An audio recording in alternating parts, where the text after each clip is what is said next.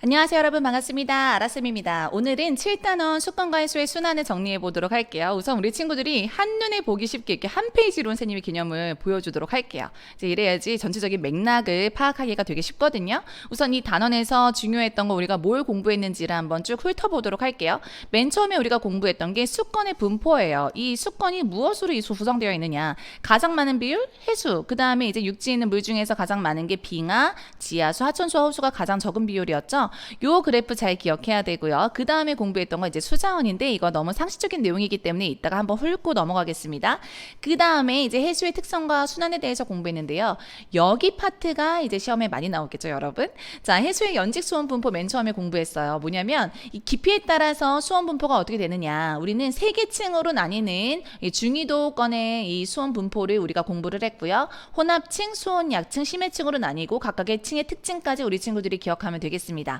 그 다음에 이제 염류, 염분에 대해서 공부를 했는데요. 이 염분에 관련된 거는 이제 100% 어느 학교나 시험에 나옵니다. 그래서 우리 친구들이 특히 이 염분비 일정 법칙에 관련된 문제들은 꼭꼭꼭 풀어보셔야 돼요. 자, 이어서 우리가 공부했던 게 우리나라 주변의 해류입니다. 자, 딱 지도 나왔다. 그럼 이거는 해류 문제구나. 그래서 우리 황해, 동안 난류, 그 다음에 북한 한류 둘이 만나는 거 조경 수역, 요것만 기억하면 되고요. 맨 마지막에 공부했던 게 조석 현상이에요. 조석 현상에서는 요 그래프가 시험에 자주 나옵니다. 그래서 우리 밀물사물에 따라서 만조, 간조, 얘가 하루에 몇 번 일어나는지, 이러한 만조, 간조를 우리가 생활 속에 어떻게 활용하는지까지 정리하면 요 단어는 끝이 납니다. 내용 많지 않죠, 여러분? 자, 그러면 지금부터 선생님이랑 간단하게 핵심 개념 정리해 보도록 할게요. 자, 수권입니다. 지구에 분포하는 물을 말하는데요. 가장 많은 비율을 차지하는 것이 그렇죠, 해수이죠. 바다에 있는 물로 짠맛이 나고요. 그 다음에 이제 육지의 물은 짠맛이 나지 않는 담수로 이루어져 있지요.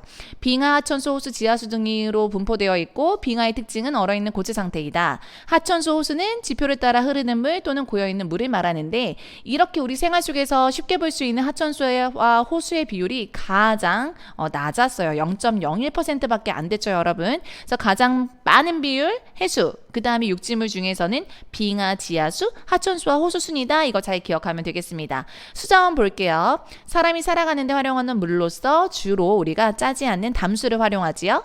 하천수, 호수, 지하수는 직접적으로 이용할 수가 있어요. 근데 빙하는 얼어있기 때문에 녹여서 액체 상태가 된 물을 이용하고요. 그 다음에 해수의 경우에는 짠맛을 제거한 다음에 이용을 한다. 이러한 수자원을 생활 속에서 또는 우리가 농업활동할 때, 그리고 농업활동, 그리고 공업활동할 때 활용을 한다. 자원으로서의 물의 가치 볼게요. 지하수, 땅속 지층이나 암석 사이에 빈틈을 채우고 있거나 매우 느리게 흐르는 물, 이걸 우리가 지하수라고 하고요. 지하수의 가치 보겠습니다. 하천수, 호수보다 많은 양을 차지해요.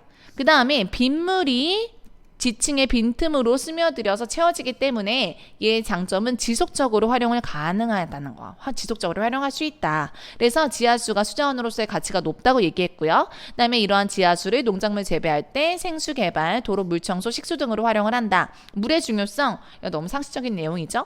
수권에 이르는 물 중 우리가 이용하기 쉬운 담수의 양은 매우 적다. 수자원이 활용되는 분야는 그런데 많다. 그렇기 때문에 우리는 물의 오염을 방지하고 절약해야 된다는 내용이 되겠습니다. 자, 이제 본격적으로 해수의 특성과 순환 보도록 할게요. 좀 확대해서. 자, 영향을 주는 요인은 두 가지였죠, 여러분. 무엇이었죠? 그쵸. 태양 복사 에너지랑 그 다음에 이렇게 바람이었습니다. 여기다가 태양 복사 에너지 적어볼게요. 자, 에너지 선생님이 대문자 2로 적겠습니다. 자, 이 바람 때문에요. 위에 있는 층이 이렇게 섞인다 그랬어요. 우리가 이렇게 대야에다가 뜨거운 물이랑 뭐 찬물을 섞은 다음에 이렇게 부어준 다음에 손으로 휘휘 저으면 얘가 언젠가는 온도가 일정해지잖아요. 그거와 같은 역할을 누가 해주는 거예요? 바람이 해주는 거예요. 그래서 위에는 이 층이 섞이기 때문에 온도가 일정하게 유지가 되는 이렇게 일직선으로 내려오는 구간이 생기는데, 그 층을 우리가 혼합층이라고 한다. 여기는 태양 복사 에너지를 직접적으로 받는 층이기 때문에 수온이 높고요. 바람 때문에 온도가 일정한 층이다. 자, 그 다음에 바람이 강할수록 두께가 두꺼워진다라는 특징이 있습니다. 자, 그 밑에 수온 약층은요, 이제 바람의 영향을 받지 않고 누구의 영향만? 그렇죠. 태양 복사 에너지의 영향만 받는 층이고요. 당연히 깊으면 깊어질수록 복사 에너지가 적게 도달할 거기 때문에 온도가 이렇게 내려가지요. 그 다음에 심해층은 이제 둘의 영향 다 못 받는 층인 거예요. 그러니까 가장 낮은 온도로 이렇게 일정하게 유지가 되는 층이 되겠습니다. 되겠습니다. 그래서 위도마다 혼합층, 소원야층, 심해층이 이루는 이 그래프가 좀 달랐었잖아요, 여러분. 그거는 본 강의를 꼭 보도록 하세요, 여러분. 자, 이어서 이번에는 염류, 염분 보겠습니다. 염류는 해수에 녹아있는 여러 가지 물질을 말하는데요. 누가 가장 많은 비율이었어요? 그쵸? 염화, 나트륨. 얘가 이제 소금 성분이잖아요. 그쵸?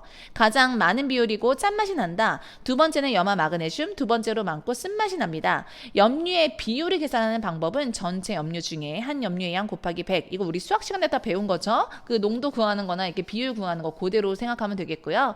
그 다음에 이제부터가 이제 본 게임이에요. 염분. 자, 염분 너무너무 중요합니다. 자, 기준이요. 해수 1000g이에요. 해수 1000g. 1kg이다.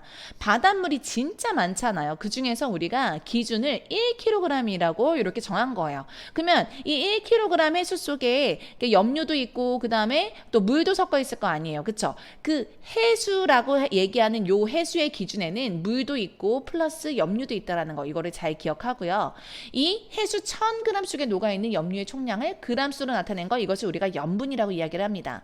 염분의 단위는 천분율인 퍼밀 또는 실용염분 단위인 PSU를 사용한다고 얘기했죠.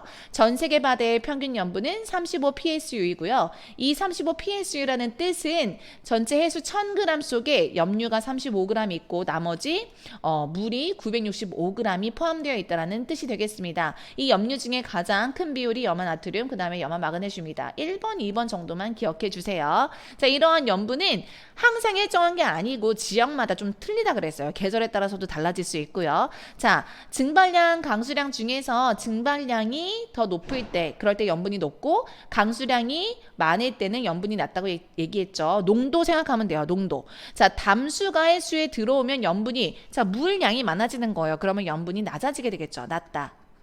그 다음에 해수가 얼어요. 얘 해수가 언다는 거는 물의 양이 줄어든다는 거예요. 그러면 염분이 높아지겠죠. 근데 이번에는 빙하가 녹아. 그러면 물의 양이 많아지는 거잖아요. 그러면 농도가 옅어지는 거기 때문에 염분이 낮아지겠죠. 그죠? 낮아진다. 이렇게 적으면 되겠습니다. 그런데 이러한 염분이요. 그 염류의 양, 염분 속에 있는 염류의 양은 해역마다 다를 수 있어요. 하지만 염류가 차지하는 비율, 이 비율은 어느 해역에서나 일정하다. 이게 무슨 법칙이었죠? 그렇죠. 염분비 일정 법칙입니다. 염분비 일정 법칙.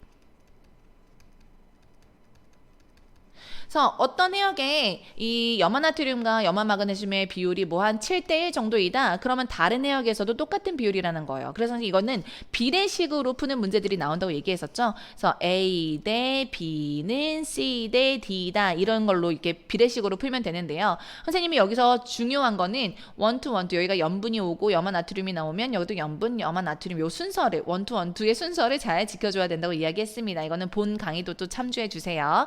자, 염분비 일정 법칙은 다양한 문제를 풀어봐야 된다는 거 계속해서 강조하고 싶고요. 이어서 다음을 보면 이번에는 이제 해류랑 조석 현상만 개념 정리하면 돼요. 해류 보겠습니다. 여기까지밖에 확대가 안 되네요. 자, 해류는 바다에서 일정한 방향으로 나타나는 지속적인 해수의 흐름을 말하고요. 난류, 얘 따뜻한 뜻이잖아요. 난자가. 그쵸? 우리가 난로 생각하면 돼요. 얘는 그러면 어디서? 저위도에서 고위도로 흐르겠죠. 그 다음에 한류는 얘가 우리가 한파가 온다고 얘기하잖아요. 겨울철에. 얘는 따뜻한 게 아니라 차가운 뜻이라 그랬어요. 차갑다. 선생님 자꾸 발음이 안 되네요, 지금. 자, 얘는 고위도에서 저위도로 흐르는 비교적 찬 해류이다. 난류는 따뜻한 거, 한류는 찬 해류. 자, 그러면 우리나라 주변 해류에는 무엇이 있는지 보겠습니다. 난류는요, 우선 여기 이 쿠로쇼 해류에서 갈라져 나온 게 우리나라 황해 쪽으로 올라오면은 얘가 이제 황해 난류이고요. 그 다음에 얘가 동해 쪽으로 이렇게 올라오게 되면 얘를 우리가 동한 난류라고 이야기합니다. 동해 난류가 아니라는 거 잘 주의하세요. 동해를 흐르는 난류는 동한 난류이다. 그 다음에 한류는요, 위쪽에서 이렇게 고위도에서 내려오고 있는 거죠. 그쵸? 얘는 이제 북한 한류가 있는데요. 여기 동해 쪽에는 북한 한류와 동한 난류가 만나기 때문에 둘에 해당하는 어종이 다 모여서 좋은 어장을 형성을 한다 그랬습니다. 요 해역을 우리가 조경수역이라고 했습니다. 조경수역. 여기는 영양염류랑 그다음에 플랑크톤도 다양하다고 얘기했어요. 선생님 발음이 자꾸. 자, 이제 끝을 향해 갑니다. 조석 현상. 만조와 간조 볼게요.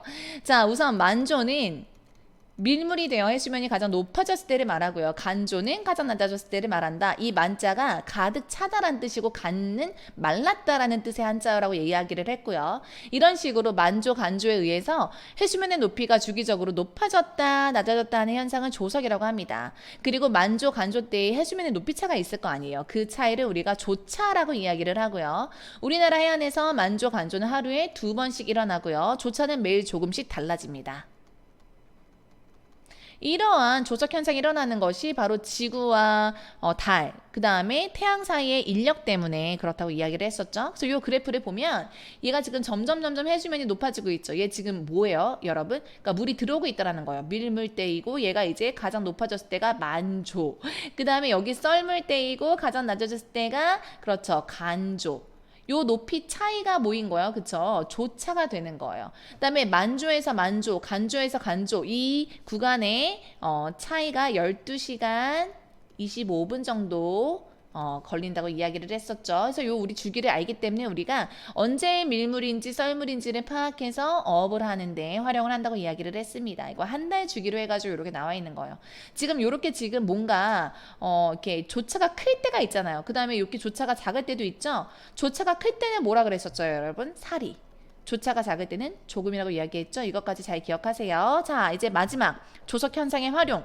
만조 때는 이제 고기잡이 배가 고기 잡으러 나갈 때 우리 친구들 왜 인천 앞바다 가면은 배가 그냥 땅 위에 이렇게 박혀 있는 걸 한번 본 적이 있을 거예요. 이제 이거는 이제 물이 쓸려나가기 때문에 이제 만조 때 이제 물이 싹 들어오게 되면 이제 배가 뜨겠죠. 그래서 이제 고기를 잡으러 나갈 수가 있게 됩니다. 그 다음에 간조 때는 우리가 이제 바닷물이 빠져나갔기 때문에 뭐 갯벌에서 조개나 굴을 캐거나 또는 바다 갈라짐이 나타난 지역으로 여행을 갈 때 간조 때를 활용할 수 있다. 이렇게 정리하면 되겠습니다. 어때요, 여러분? 내용 많지 않죠? 선생님이 중요한 포인트 다 집어줬어요. 요 그래프, 그 다음에 연분비 일정 법칙에 해당하는 문제, 그 다음에 요 그래프, 그 다음에 요 그래프. 지금 한 5개 포인트 정도 되네요. 그쵸? 요것만 잘 기억하고 수권과 해수의 순환을 우리 친구들이 시험 보면 좋겠습니다. 자, 이렇게 해서 핵심 요약 정리를 해보았고요.